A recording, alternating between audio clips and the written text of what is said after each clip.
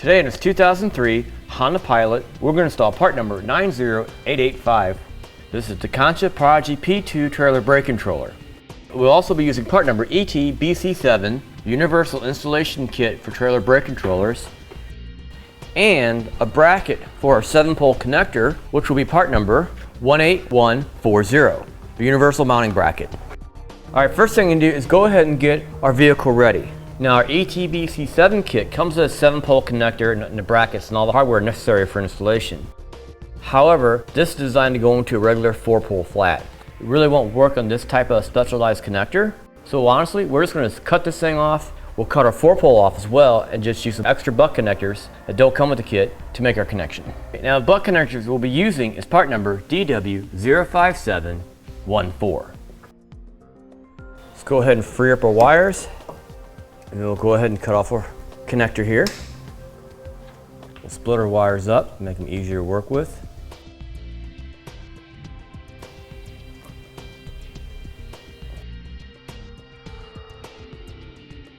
We'll go ahead and prepare our wires and put our butt connectors on. Now typically, you would want to test these wires to verify the function. Now we actually already did that, so we know they work. And also we got lucky on this wire harness that they're actually labeled of what they do as well. Now this one wire, this last wire is a ground. Our 7-pole connector actually has a bigger ground that works with it. So we don't even need this wire. Let's go ahead and put our butt connectors on.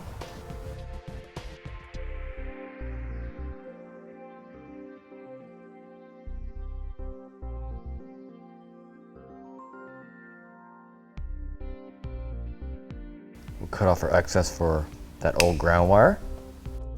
Let's leave those alone for now. Let's go ahead and mount our 7-pole bracket to our hitch using our short universal bracket.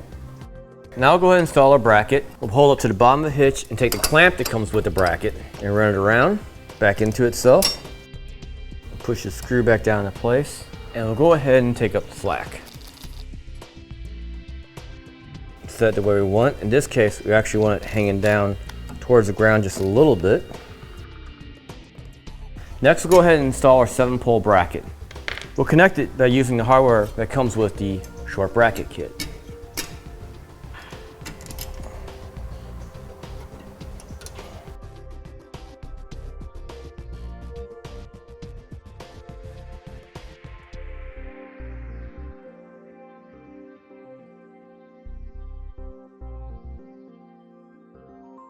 Now our bracket's going to be really close to our hitch here. So we're actually just going to bend our bracket out a little bit to give us room for our wires that will angle them up between the bumper and the hitch. Now we're almost ready to take our 7-pole connector and install it on our bracket. Before we do that, we'll go ahead and wrap up our wires to keep them under control while we work with them. While we're at it, we'll go ahead and snip off our 4-pole end here. Let's go ahead and take our wires, run them through, and we can go ahead and install it into our bracket. We'll go ahead and hold our 7-pole up to our bracket and run the machine screws that come with the kit and a nut.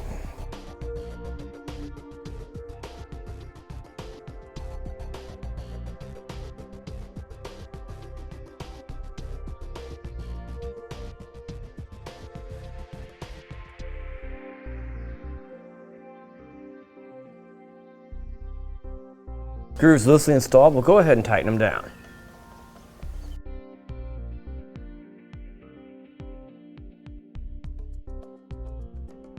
The connector ended up at a little bit odd angle. We did this to keep it as even with the hitch as possible. Let's go ahead and get those 3 wires for our 4-pole connector ready and make our connections. We'll start off with our wire labeled for taillight circuit and we'll go ahead and connect that to our brown wire. Next up will be a left turn signal, which will go to yellow. And our last one will go to green for a right turn signal. We'll go ahead and use some tape to help protect our connections here. Our next 2 wires will be our purple and our white wire. Now our white wire with the ring terminal will go to ground, so we'll just go ahead and run that to the body of the vehicle. And our purple wire is typically used for auxiliary circuits, such as reverse lights, or if you want a separate power source for something else. This case is not going to be used, so we'll go ahead and bundle it up with our other wires and keep it safe and out of the way. And now we'll find a place for our white wire and ground it.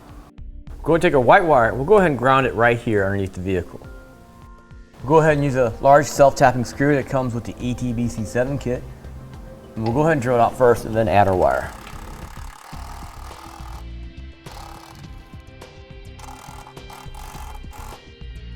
Now we'll go ahead and add our gray cable to these two wires here. Inside here will be a black and white wire. We'll go ahead and connect the black to black and white to blue. Our black wire will be a 12-volt power supply, so if anything needs to be charged on a trailer, it'll have power. And our blue wire will be our output from the brake controller that we're installing. Let's go ahead and get these wires ready.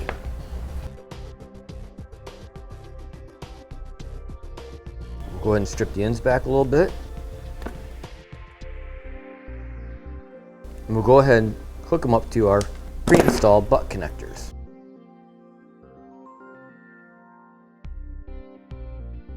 Let's go ahead and take a moment to secure our wires.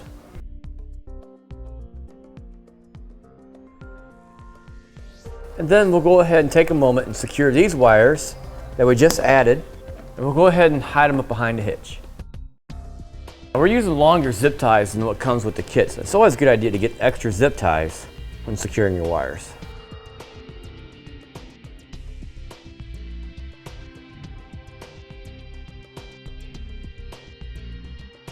And now we'll go ahead and cut off the tails. Right now at this point, we can go ahead and take our cable and run it up towards our power supply. Now when we run a wire up there, we'll make sure we stay away from anything moving like suspension components or anything hot like the exhaust. And when we get up to the front of the vehicle, you also want to stay away from steering components as well. We'll go ahead and show you how I ran our wire. To start off, we ran it along the frame rail here, and we used a couple of loom clamps, part number A0500. We ran it over the rear suspension and over some lines, and we used another loom clamp right here next to the gas tank. And then we just ran it through some pre-existing brackets and used the zip ties to help hold it in place. We ran it through this guard right here, so the guard's doing the work for us. They come up by our lines here, and we have it temporarily over our sway bar right here. We'll go ahead and drop a line from the top down to go ahead and pull this wire up towards the top. Now to pull a wire from the bottom, we're going to use an old piece of airline tubing. This could also be any piece of wire that can hold its shape as you work it down to the bottom. We'll go into the bottom of our vehicle and we'll go ahead and attach it and pull it back up.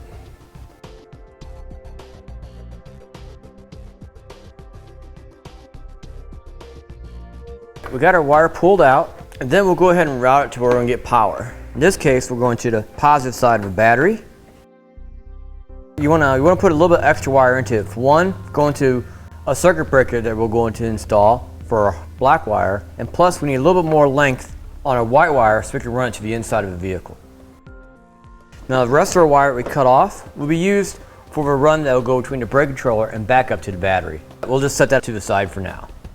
We'll also take a moment to go ahead and zip tie it to help hold it up and keep it secure.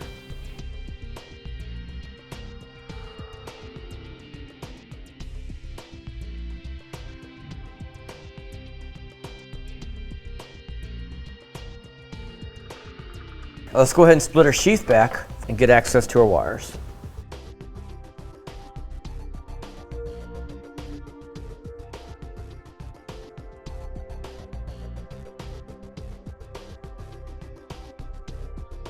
Take our white wire, we're just going to push it out to the side for now. Now we'll go ahead and work for our black wire.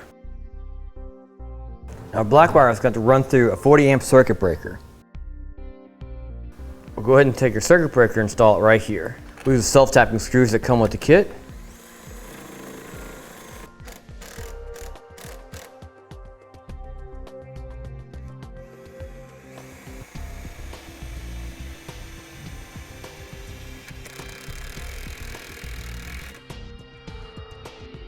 Let's go ahead and attach our wire to our circuit breaker. We'll cut the wire in half and add a ring terminal to each side.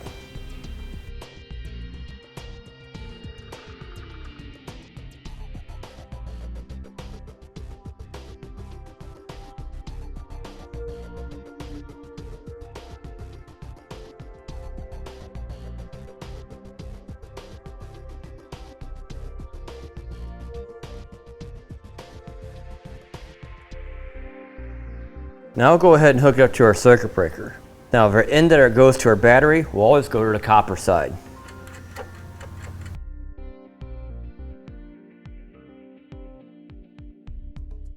And our side that goes out to our accessory, in this case a 7-pole connector, will go to this post. Our second post is kind of obscured by the plastic here in an effort to keep the circuit breaker in a flat spot of steel. So let's go ahead and just make a notch around it. We'll be using a rotary tool to make our notch. We'll go ahead and add our wire to this post now.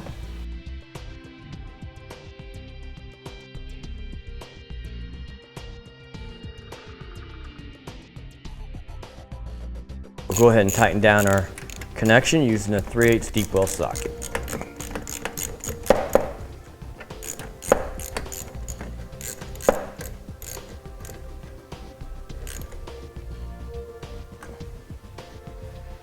Now we'll trace our wire up and towards our battery. Now instead of routing our wire around the air box, we're actually going to run it underneath here into our battery. We'll go ahead and put a ring terminal on our wire to make our connection right here. But we won't actually connect it yet. That'll be one of the last things we do.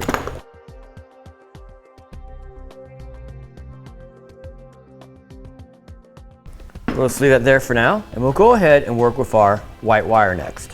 We'll run this wire to the inside of the vehicle and eventually back to a blue color wire going to our brake controller. Now our location that we're going to run our wires through will be through this grommet right here. I'm pushing it right now with the white wire. We'll go ahead and make a slit in the grommet so I can push our wires through. Now we're going to stay on the outside edge as best as possible so we don't damage anything else with the grommet. Go ahead and route our wire over to it and we'll go ahead and push through.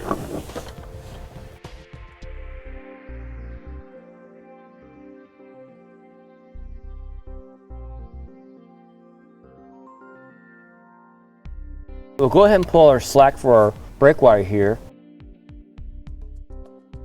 Well, while we're at it, we'll go ahead and get that scrap piece of wire that was left over. We'll go ahead and run that through as well.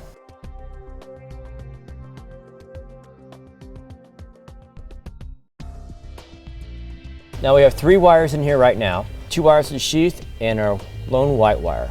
We'll go ahead and leave these alone for now, and let's go back underneath the hood and add one more circuit breaker for our brake controller. We'll also get our ground ready to work with as well. We'll be adding a 20 amp circuit breaker. Now, depending on the type of trailer and axles you need, you may need a heavier circuit breaker. In this case, we'll just need a 20 amp. And then overlap.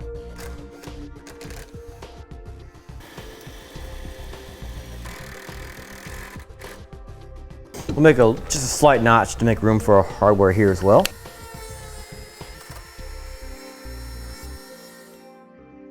Let's go ahead and route our wire the way we want it to our circuit breakers.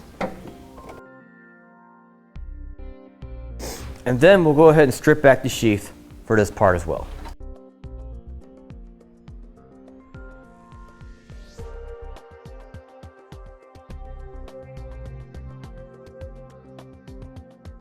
Just like before, power going to our accessory will go to our silver post, and power from our battery will go to the copper post. So let's go ahead and get our white wire out of the way, and we'll go ahead and add our ring terminals to our black wire.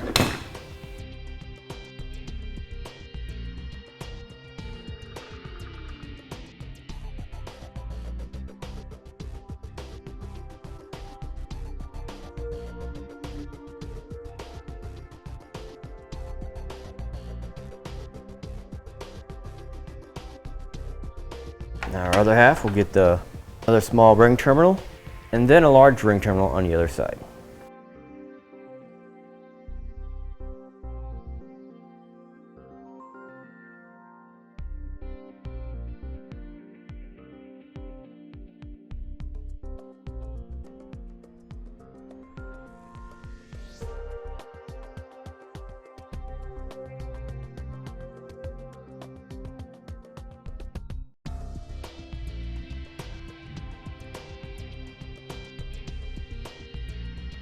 Go ahead and tighten up hardware on our circuit breakers for our wires.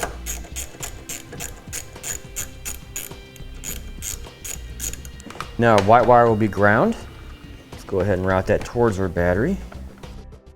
And on here, I think we'll actually use the factory ground going to the battery. Go ahead and cut our wire to length and add another large ring terminal.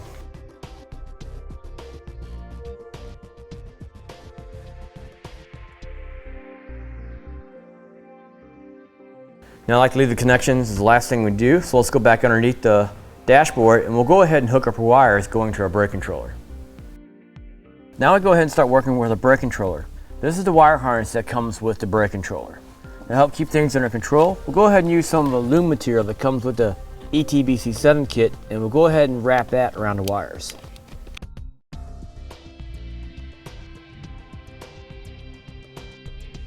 We'll leave that alone for now. Let's get our other wires ready. We'll go ahead and shorten up our wires now because we don't really need all that length. And we'll go ahead and remove our sheath on the gray cable.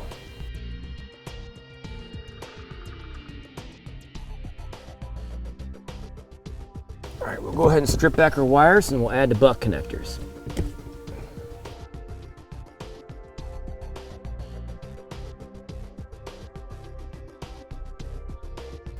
We'll use the large yellow butt connectors.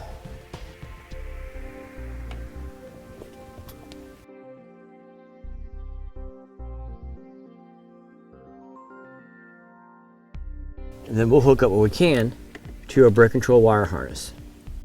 Now on our brake controller wire harness, we're not going to use the red for now. That'll hook up somewhere else. So let's just get that out of our way and we'll go ahead and hook up our wires. Okay, now for our lone white wire, we'll go ahead and connect that back up to our blue wire.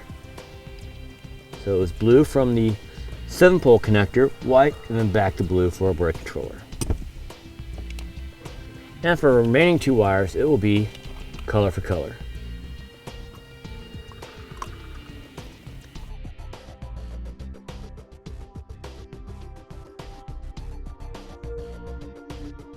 Now our last wire will be a small red wire. That's going to go to our brake light switch.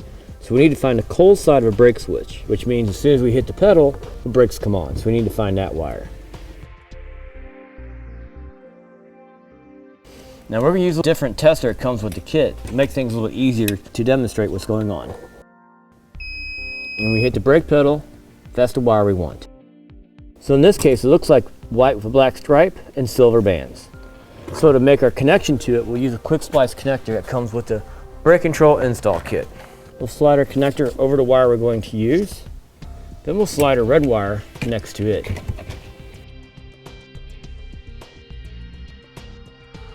Next to each other, we'll go ahead and squeeze down a pair of pliers on the metal clip in the middle. That'll make the connection.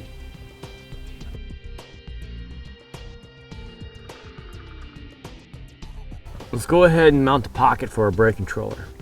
The kit comes with a sheet metal screw that we'll use to attach it to the dashboard. When you mount the pocket, this is up to personal preference. Typically it's going to be on the right hand side and up and out of the way. When we mount our pocket, we want to make sure that's in as straight as line as possible with the vehicle, so our brake controller will be the same way. We got 1 screw holding it. We'll go ahead and add the 2nd screw. We'll go ahead and run our wire through our pocket and then we'll plug it into the back of our brake controller. Then we'll pop it back into place. Then we'll go ahead and zip tie our wire to keep it out of the way. We're done underneath the dash. We'll go ahead and hook up our wires to our battery and our ground. Let's go hook up our 2 black wires to the positive side of the battery.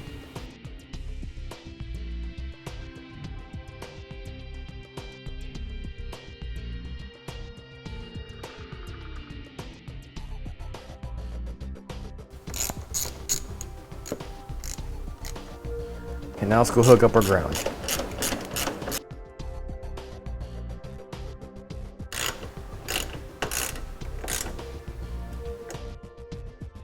Everything's installed. Let's go ahead and check out the brake controller. Now you see we have 2 dots on it, so that's a good sign. One shows the boost button is in use, and the other one shows we have power going to the brake controller. We can go ahead and scroll through the boost buttons, B1, B2, B3, no boost. We'll leave it at boost 1 for now. Now we'll hit the manual override, and you'll see it says NC, that means no connection for a trailer. We'll go ahead and hook up our trailer now and see what it does. Now when we plug the trailer in, we'll have a C showing a connection. We'll hit the manual override, and you can see how it scrolls to the power. Now total power can be adjusted by this knob right here, from full power down to nothing. We'll go ahead and hit the brake pedal, and we should see a small amount of numbers show up, so we know we have brake signal as well. Looks like everything's working. All right, and with that, that'll finish it for our install. Part number 90885, the Takancha Prodigy P2 brake controller and our ETBC7 kit on our 2003 Honda Pilot.